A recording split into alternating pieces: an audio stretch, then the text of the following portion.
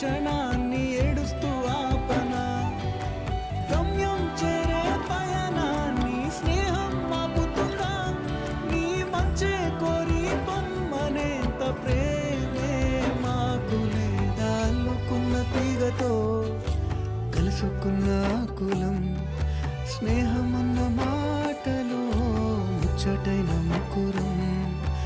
అందమైన జీవితం పంచుకున్న దోస్తులు బాధలెన్ని చేరినా బెదిరిపోని మిత్రులం